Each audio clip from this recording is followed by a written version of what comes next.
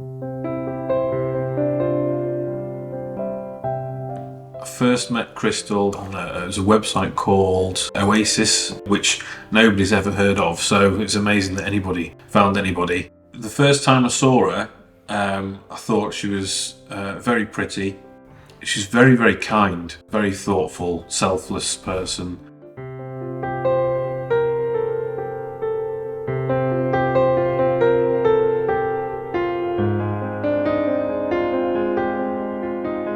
Our honeymoon was to South Africa because that's where Chrystal was born, and she lived there till she was 12. It was great for her to have so much nostalgia. So we did safari park, so we saw rhinos and monkeys and all sorts of things. Yeah, it was the best trip that we ever had.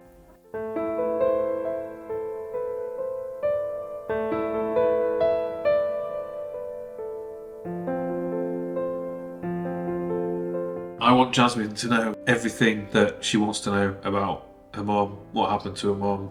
I'm glad that she's asking about her, and I know that it's not going to be something that's ever going to go away. I want her to know as much as she can. So we saw a consultant.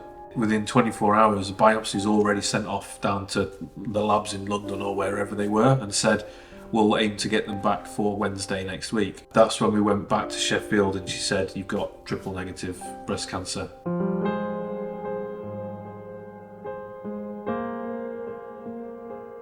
Yeah, the news was great when they said it's gone. It's a complete recovery. So they said complete recovery is a term they use when there's no sign of cancer. We were so elated.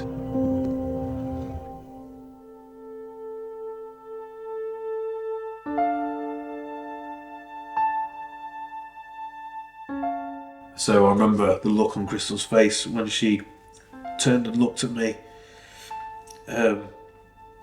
horrified, and I just felt really awkward and just didn't know what to say. What do you mean it's incurable? They said, well, because of the size of it and the fact that it's a secondary cancer, it's likely that whatever we do, it's just going to keep coming back.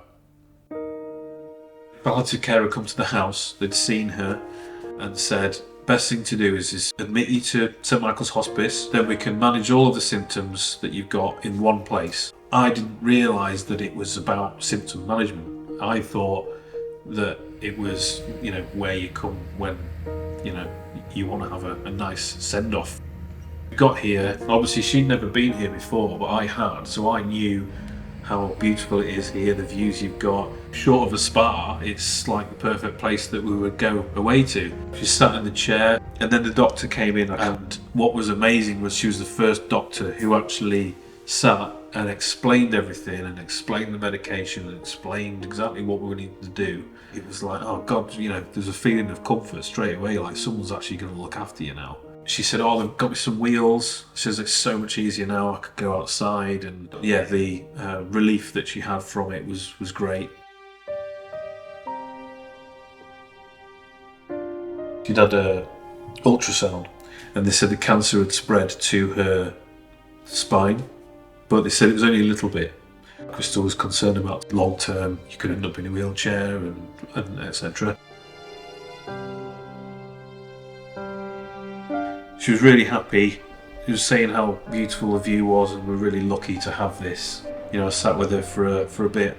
I took a photo of her, which is the last photo I took, and you could see she was really, really ill. I do get a sense that she knew something wasn't right when she was back, and she was glad that she was back here.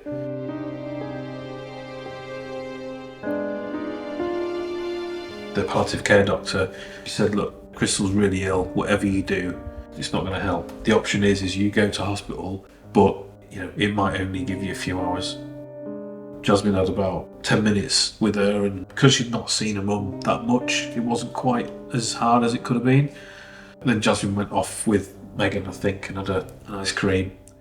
I think for Andy in that moment, just for Andy to know that Jasmine was with people, and she was safe, and that she was only on the other side of the room, but we had her, we were taking care of her, and he could have his time with Chrystal. It was positive, it was a positive environment. We were focusing on her. Yeah. Whatever she needed there and then, we were with her. Luckily, I was able to talk to her for probably about half an hour before she was too tired to talk. She was just kind of falling asleep and just lying there. It was the worst 12 hours of watching someone die, but I wouldn't have wanted to have been anywhere else at the same time. So I basically laid in bed next to her, just holding her hand until 8 o'clock in the morning. Pretty horrible, but it was more for her, knowing that I was with her. So yeah, it was pretty horrible, but in the best scenario it could have been. I wouldn't have wanted to be in hospital. She hated hospitals anyway, so yeah, that was it really. At St Michael's Hospice, every moment of care we provide is made possible by the kindness of our community. Without your generosity, families like Chrystal's wouldn't receive the support they need during life's hardest moments. Please, help us continue to be there when it matters most.